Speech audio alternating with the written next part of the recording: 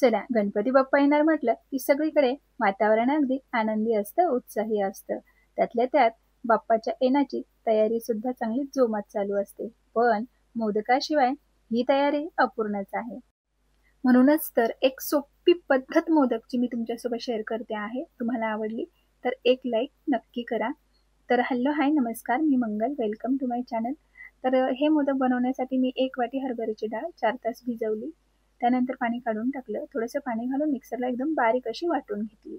अशा पद्धतीने थोडीशी हळद घातली. हळदीने रंग छान येतो. व्यवस्थित त्याला असं मिक्स करून घ्यायचं. शक्य तितकं बारीक आपल्याला हे दळून घ्यायचं आहे. साधारण अशा पद्धतीचं तुम्ही बघू शकता. डाळीचे किंवा बेसनाचे मोदक बनवण्याची ही सगळ्यात सोपी पद्धत आहे. तर याला व्यवस्थित मिक्स करून घ्यायचं. तूप अगोदरच गरम करायला ठेवायचं. त्यानंतर तुपामध्ये तयार मिश्रणाचे छोटे छोटे असे चपट्या आकाराचे वडे तयार करून घालायचे. हे तळायला सोपे जातात, लवकर तळल्या जातात आणि तेलही खूप तेल किंवा तूप जे असतं आपलं तर तेही खूप कमी पितात ते. अशा पद्धतीने व्यवस्थित त्याला असं उलटपालट करून घ्यायचं. खरपूस असं आपल्याला याला तळून घ्यायचं आहे. छान मध्यम आचेवर तळायचंय. अशा पद्धतीचे आता हे सगळे वडे आपण इथे तयार करून घेऊयात. तुम्ही बघू शकता हलकेसे सोनेरी रंगावर हे आलेले आहेत. याचा अर्थ आपले हे वडे छान तळल्या गेलेले आहेत. आता आपण हे काढून घेऊया. अशा पद्धतीने असेच आपण इतरही सर्व तयार करून घेऊया. यदा कदाचित तुम्हाला जेव्हा केव्हा बेसनाचे लाडू बनवायचे असेल आणि जर बेसन अवेलेबल नसेल तर अशा वेळी तुम्ही अशा पद्धतीची डाळ भिजवून त्याचे असे वडे तयार करून चुरमा तयार करून मस्त बेसनाच्या चुरम्याचे तुम्ही इथे लाडू बनवू शकता. तर इथे आपले सर्व वडे तयार करून झालेले आहेत. आता आपण हे थंड होऊ देऊया. थंड झाल्यानंतर आपल्याला याला असे चुरून घ्यायचे आहेत. अशा पद्धतीने एकदम असे हलके फुलके झाले ना, हातात घेतल्यानंतर असं वाटतच नाही की हे खरंच आपण डाळीपासून बनवलेले आहेत.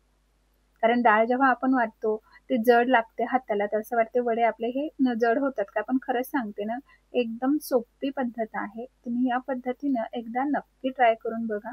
तुम्हाला सुद्धा खूप आवडेल ही पद्धत. तर वडे तोडून झाले, मिक्सर जारमध्ये घातले. मी मिक्सरला बारीक असे वाटून घेतलेले आहे. मस्त असा फाईन आपल्याला ते चुरमा मिळालेला आहे अशा पद्धतीचा. आता या चुरम्यामध्ये आपल्याला घालायचं आहे 1 वाटी खोबरं. तर हे सुकं खोबरं आहे, जे आपण डेसिकेटेड कोकोनट म्हणतो आपण त्याला, ते आहे. तर ते 1 वाटी घालायचं. त्यानंतर चवीपुरती विलायची घालायची. आता मी इथे घेतलेला आहे जे साखरेचा तगार जो म्हणतो ना, तो आहे. तो मी अगोदरच तयार करून ठेवलेला होता. तुम्हाला याची रेसिपी पाहिजे असेल तर मी इथे बेसनाच्या लाडवांची एक रेसिपी टाकलेली आहे. त्यामध्ये मी हा तगार टाकलेला आहे. तर त्या पद्धतीचा तुम्ही बनवू शकता. तर इथे मी घेतलेला आहे 1 वाटी मी इथे डाळ घेतलेली होती.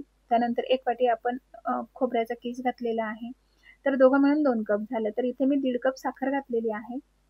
इथे साखर तुम्ही तुमच्या आवडीप्रमाणे कमी जास्त करू शकता. आता मला थोडंसं हे कोरडं वाटते आहे, तर मी त्यामध्ये 1 पळी तूप घालते आहे. अशा पद्धतीने जे कढईमध्ये उरलेलं होतं तेच घालायचं. व्यवस्थित त्याला मिक्स करायचं आणि आता हे जे मोदक आहे तर हे आपण साच्यामध्ये बनवणार आहोत. आता याच पिठाचे तुम्ही लाडू सुद्धा तयार करू शकता. हे मी तुम्हाला अगोदरच सांगितलं. आता काय करायचं, मी इथे मोदकचा साचा घेतला. त्यामध्ये मी बदामाचे काप ठेवले. वरून त्याला असं थोडंसं कव्हर केलं. म्हणजे काय होतं की ज्यावेळेला आपण ह्या तिन्ही पाकळ्या एकत्र करतो तर बदामाचे काप सर्व एकत्र येतात. म्हणून मग मी त्याला आधी असं थोडंसं मिश्रण लावलं. अशा पद्धतीने आता याला आपण एकत्र जॉईन करून घेऊया आणि त्यामध्ये मावेल तितकं दाबून दाबून आपल्याला मिश्रण घालायचं आहे. आता हे पूर्ण भरलं गेलं असा अंदाज आला की आपल्याला ह्या पाकळ्या अशा पद्धतीने मोकळ्या करून घ्यायच्या आहेत. तयार झाला तुमचा अगदी तोंडात टाकताच विरघळणारा गणपती बाप्पाचा आवडता नैवेद्य आणि ते म्हणजेच मोदक. तुम्ही बघू शकता किती सुंदर आणि सुबक असा इथे आपला हा बेसनाचा किंवा डाळीचा मोदक तयार झालेला आहे. बघा, आहे की नाही, सगळ्यात सोपी पद्धत मोदक बनवण्याची. तुम्ही सुद्धा या पद्धतीचे मोदक एकदा नक्की ट्राय करा.